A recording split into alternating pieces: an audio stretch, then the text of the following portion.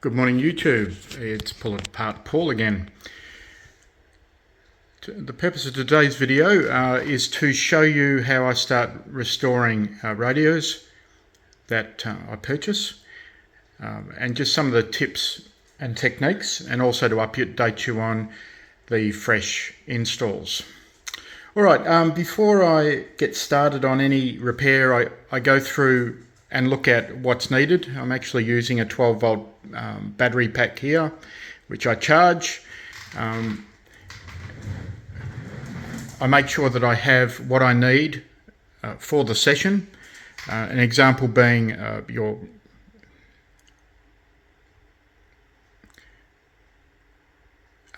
items to actually hold your nuts, screws and bolts, or any little parts that you desolder.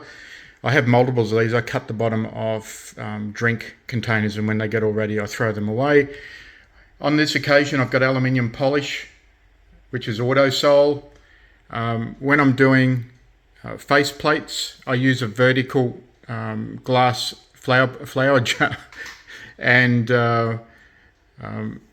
then the cleaner, which I'm about to show you.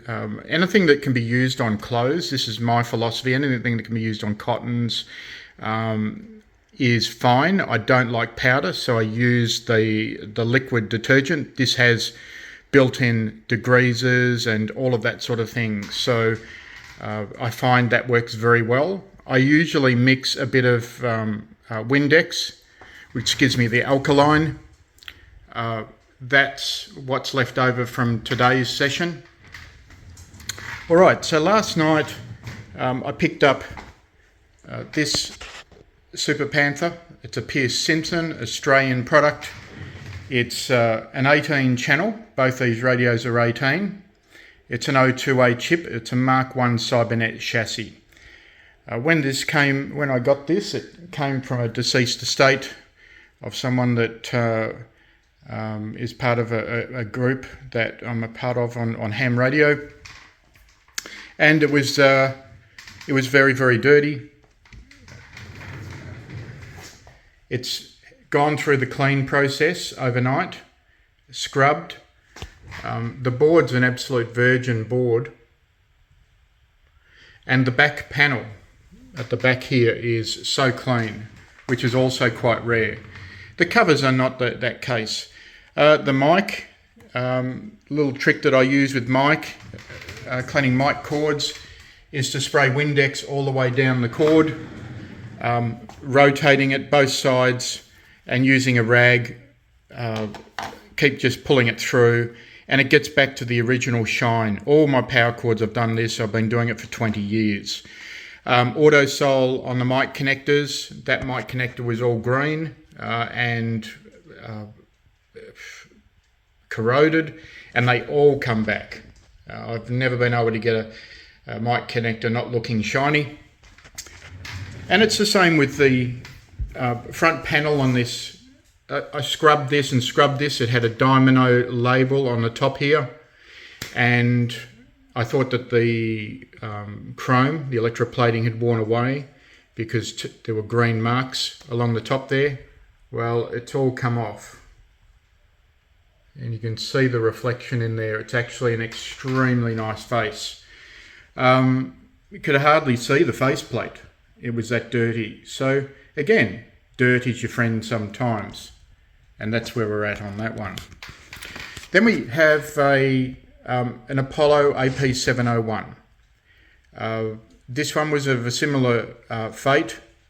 I'm very happy to have purchased this, as they're getting quite rare these days.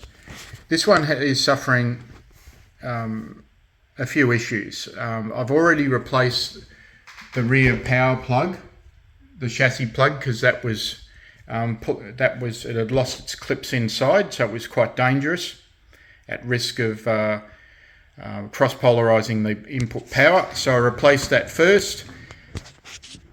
It's also got missing the mic, so I had to jumper that to get audio on the radio. The radio does not TX. We've got this, the mode switch is bent, so I've got to bend that back. I replaced the NBPA switch. That now works. That was totally out of its housing.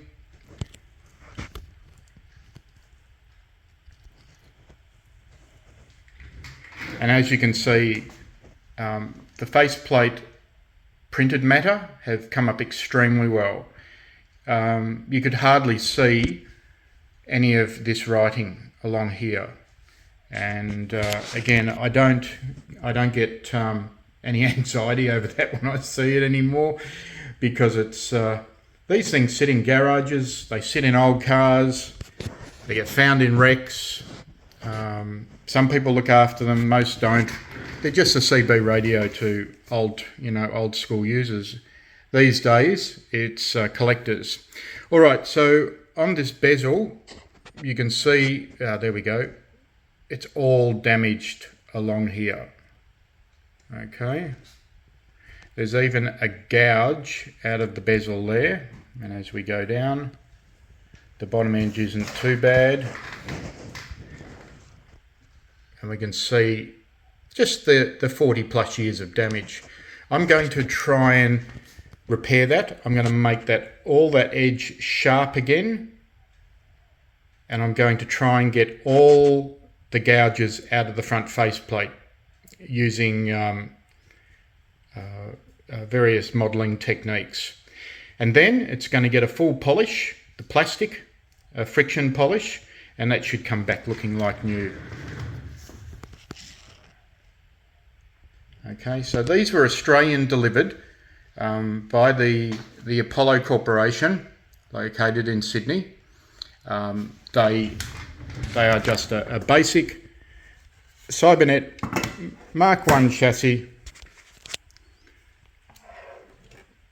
I'm going to try and give you a point of difference between the two. So I've got to replace the 1969 and the drivers on this one, which are located in these two heat sinks here.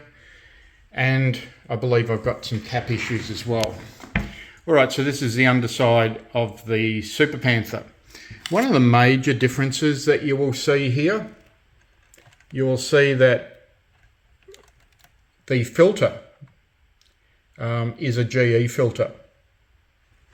If we come across here, we will see that the 7708.3 or SC107A, that's a more popular filter which I see in various Mark 1 chassis, but it seems to be, when you look at the Electrophone with the same chassis, you look at the Tedalex, what else do you look at? The GEA model, they've all found their point of difference in the audio, and how they've done that is putting different audio filters, crystal filters, in the radios. This one is receiving and transmitting fine, but it needs a tune-up.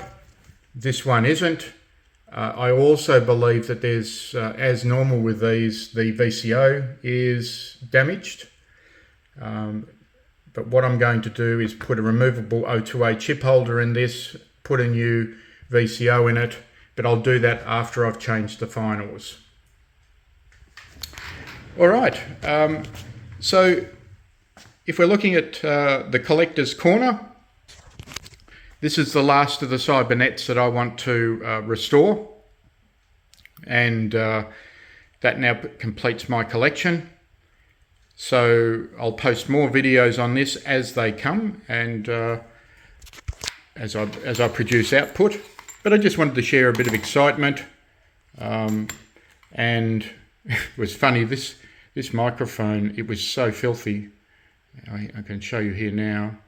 You can see after a night of soaking the covers in my solution and then a scrub in the morning, it's come up reasonably good. It's not going to come up much better than that, and I don't polish matte surfaces with any polish because it makes them, it takes away from original. Where if you have like an SBE mic where it's polished to start with, you've got to get back that finish. But have a look at that mic cable. And that's just Windex does that. Now, if you let it sit, this is a tiny bit sticky, because for whatever it does to the surface, you just need to let it sit and dry. You're not going to leave fingerprints in it or anything like that, but it just takes a while. But there you go, that's a genuine model A18, Australian delivered Super Panther. And I'm not going to add a 40 in this. This one also has, I'll show you this, you hardly ever see this. And I'm not going to paint these covers. This has, from the factory, the comparison scale of 18 channels versus 40 on the American chart, and it gives you a little excerpt down the bottom. Please note, it is illegal to operate equipment on the bands marked above. So this is before 1980, I think in 1982, when they allowed 40 channels. So this is a late 1970s radio with the original factory warning from the Department of Communications in Australia. All right, hope you enjoyed. Hope it wasn't too boring. Remember, this is for enthusiasts. It's not. I'm not here to entertain and be a Hollywood actor. It's not like that. This is a YouTube channel based on how do I restore radios, and my Facebook page, restoration of ham and CB radios based in Melbourne, Australia, is a worldwide Facebook page. And it's only for enthusiasts. If you're going to pass negative comments, you don't fit in. It is all about saving these radios, me showing you 40 years of basic knowledge that I've had, so that you can do this too. It's not rocket science.